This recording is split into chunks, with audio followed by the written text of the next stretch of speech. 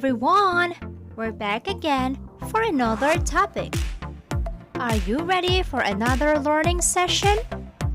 Now let's get started! Welcome to class! I hope everyone's doing great! Today's lesson in English 8 Module 4, we will discuss about comparing and contrasting opinions. At the end of this lesson, students are expected to differentiate fact from opinion, determine issues instead of the author-writer in a reading material, determine the various social, economic, and moral issues discussed in a text, and judge the relevance or worth of ideas presented in a text. Before we begin, let us have first a quick review. Describe what type of multimodal text are the following based on the previous lessons. Number 1. Comics. Number 2. Novels. Number 3. Plays. Number 4. Textbooks. And number 5. Posters.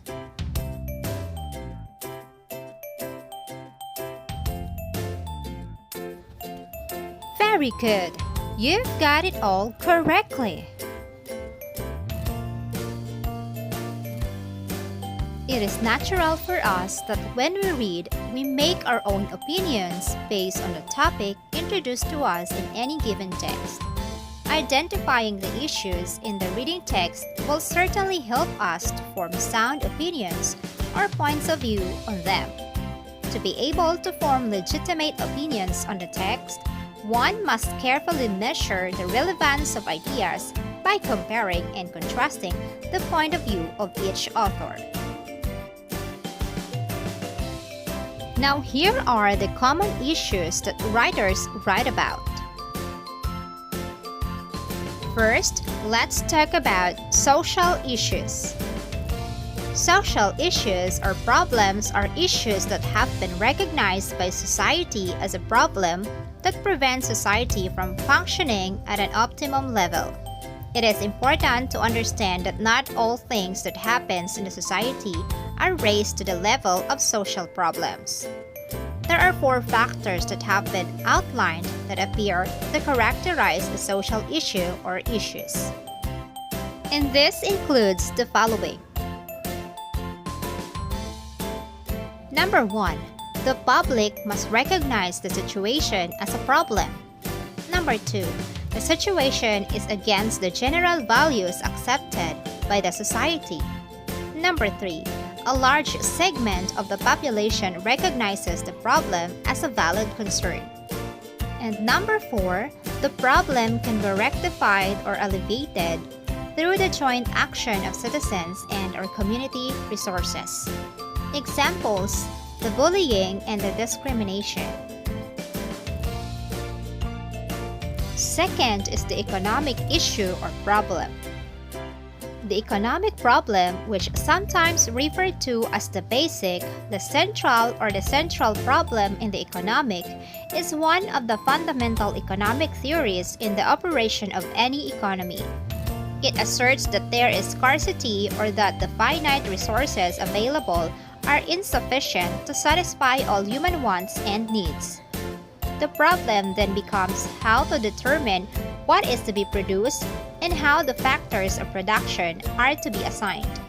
Economics then revolves around methods and possibilities of solving the economic problem. The economic problem emerged mainly because of 2 reasons. Human wants are unlimited, while the means to satisfy human wants are in short supply. Examples: buses and jeepneys fare hike, excessive price increase of face mask. Third is the moral issue or problem.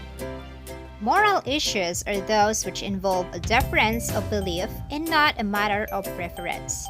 They are also those that involve in a specific kind of situation where actions affect other people. moral issue is a working definition of an issue of moral concern that is presented as any issue with the potential to help or harm anyone, including oneself. Examples: acceptance of LGBT group, premarital sex. Before we end this lesson, let us have an activity. In a piece of paper, identify what issue is presented in each paragraph, then tell if the writer's opinion presents a moral, economic, or social issue. Then formulate your own opinion and compare it with the writer's. Number 1. Teenage pregnancy is a pregnancy in a woman 19 years of age or younger. According to the Centers for Disease Control and Prevention, or the CDC, trusted source in 2017, around 194,000 babies were born to American girls between the ages of 15 to 19.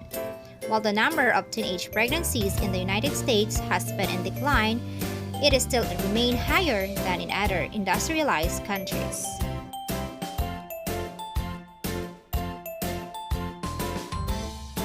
Now let's move on to number 2. Demand pull inflation is the most common cause of rising prices.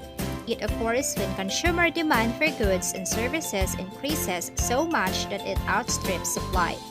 Producers can make enough to meet demand. They may not have time to build the manufacturing needed to boost supply. They may not have enough skilled workers to make it, or the raw materials might be scarce.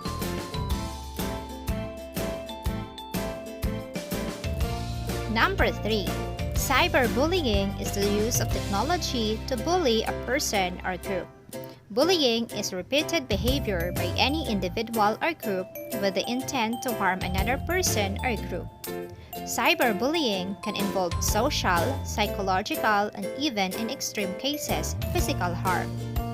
Young people can cyberbully other young people through abusive texts and emails, hurtful messages, images or videos imitating others online, excluding others online, or through nasty online gossips and chat.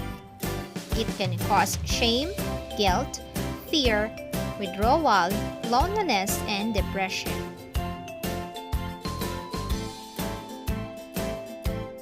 Now let's check your answer. Alright, number 1, the answer is moral issues. Number 2, economic issues. Number 3, social issues. Congratulations, you've got it all correctly.